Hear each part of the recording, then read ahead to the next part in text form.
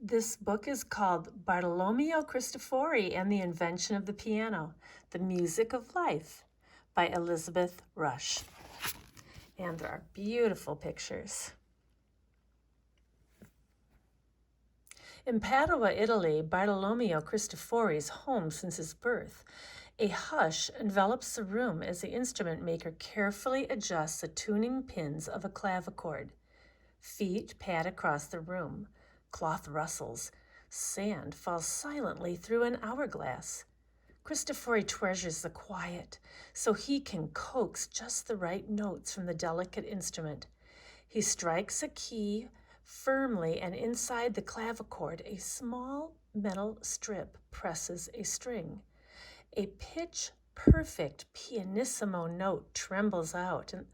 In the garden, starlings chatter, nearly overpowering the very soft sound. And see, that's what pianissimo means, very soft.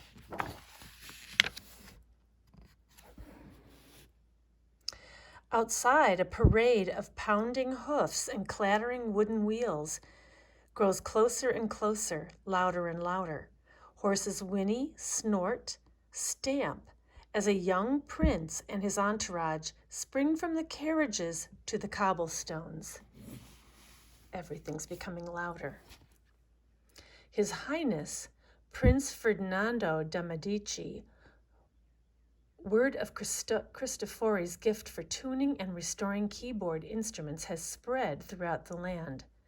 The prince, an accomplished musician, has come to examine Cristofori's work for himself.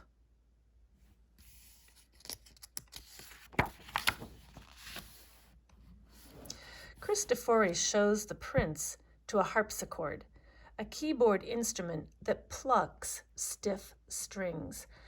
Ferdinando sits and begins to play. Forte notes, strong and loud, ring out. Prince Ferdinando yearns for his court to become the musical center of Italy. He urges Cristofori, "Come to Florence, join my court." Cristofori is torn, reluctant to leave the peace of Padua. But the prince makes an offer Cristofori cannot refuse: a house complete with all the furnishings he could need, generous pay, 12 scudi a month, that must be a lot, and an important position: master instrument maker and tuner. Best of all, Cristofori would be able to work with the most elegant keyboards in Italy. He would have a chance to build some beautiful new ones of his own. So Cristofori sets off for Florence. When Cristofori arrives, he installs his work table in the long row of the famous Medici workshops, alongside the most talented stone engravers, goldsmiths, lathe workers, tapestry weavers, and potters of the region. How different from his workshop at home. Wool beaters thump and looms clatter clack. Ka-chunk goes the printing press. The cabinet makers saw and bang endlessly. That's why it must say fortissimo at the top, which means very loud. Cristofori can't hear himself think. Even worse, he can barely hear the instruments he is trying to tune.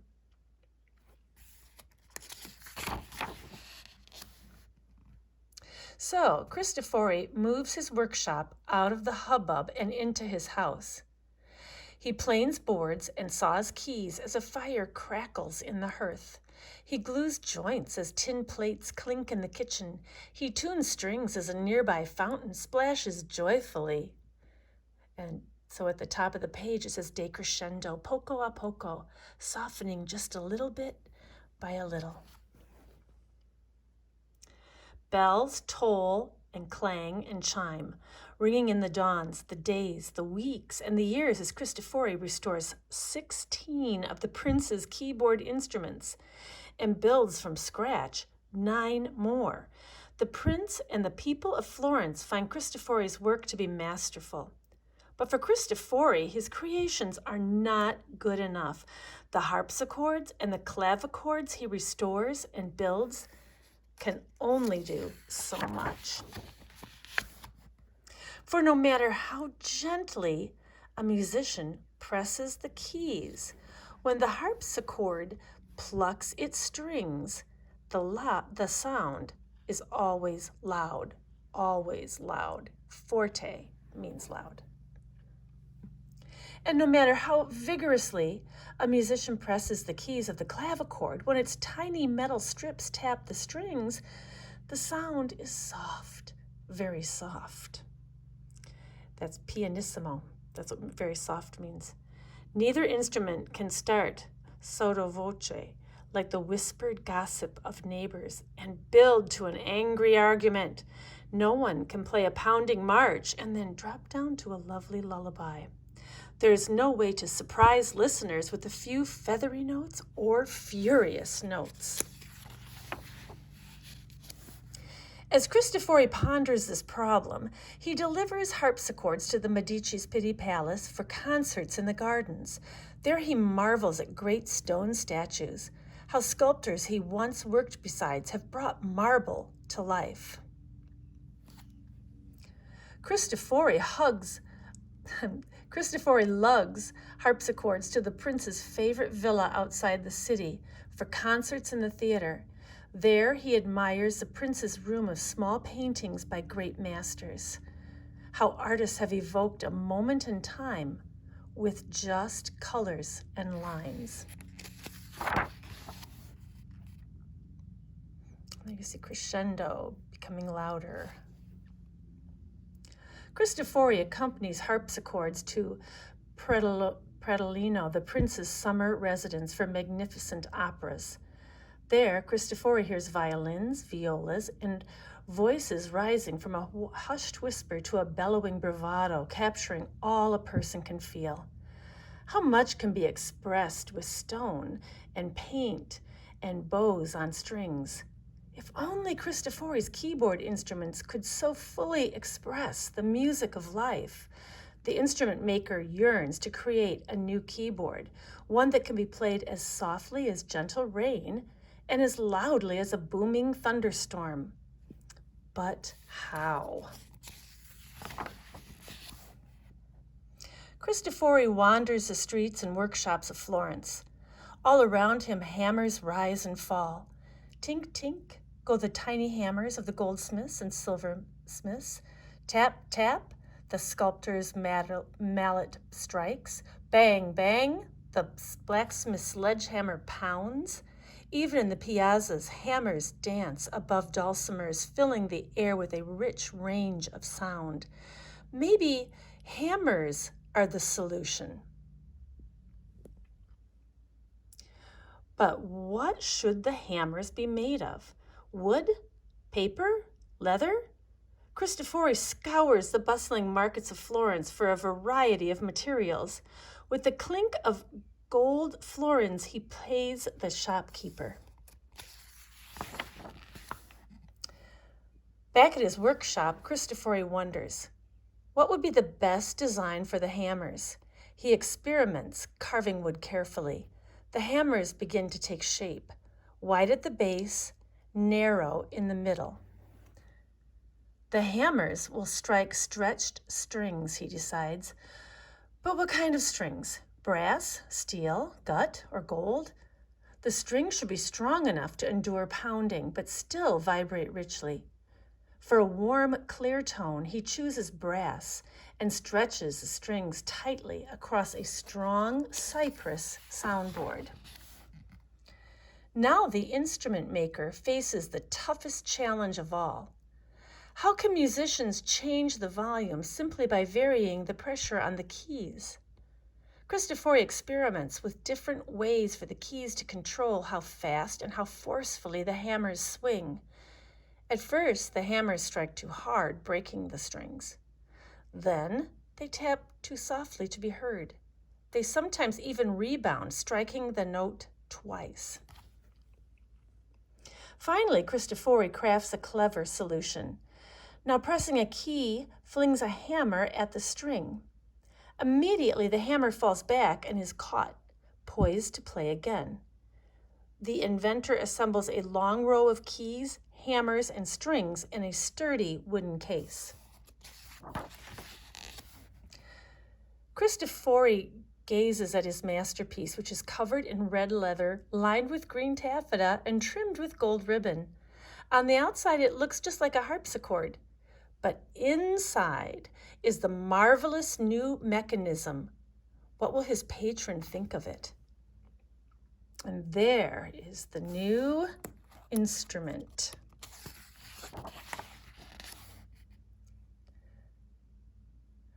Finalmente, in 1700, Bartolomeo Cristofori unveils his new invention. Prince Ferdinando sits before the instrument. He taps a key slowly and gently, and the sound is soft and sweet.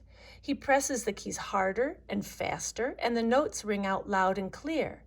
The prince plays a peaceful lullaby, a joyful jingle, a rollicking sound. It is possible to play both piano and forte, a court musician marvels. The prince calls him a virtuoso. Cristofori bows, full of pride. Cristofori's wonderful invention is eventually named for what it can do. It is called the pianoforte because it can play both loud and soft. Piano is soft, forte is loud. Cristofori is pleased, but he is not done. For years, he tinkers endlessly with his pianoforte, making the mechanism smoother and even more responsive.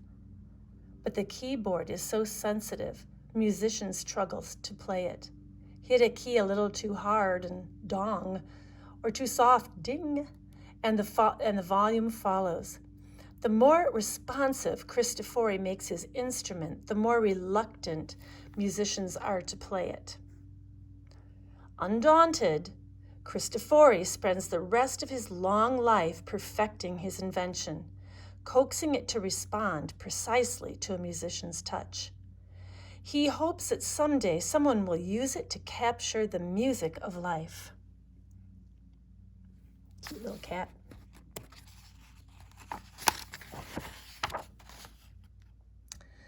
A few royal courts buy Cristofori's amazing pianoforte, but still the harpsichord reigns as the most popular keyboard in the land.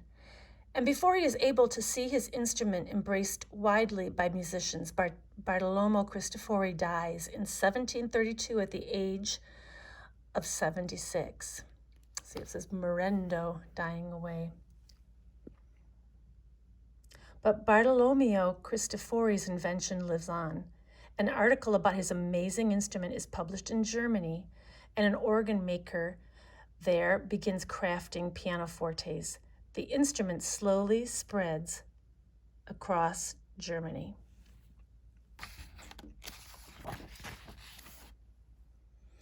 Musician Joseph Haydn tries a pianoforte for the first time. Its responsiveness lights his imagination on fire. In a concert in 1777, the young virtuoso Wolfgang Amadeus Mozart dazzles an audience with the instrument's expressive possibilities. From that moment on, Mozart and countless others compose all their keyboard music for the pianoforte.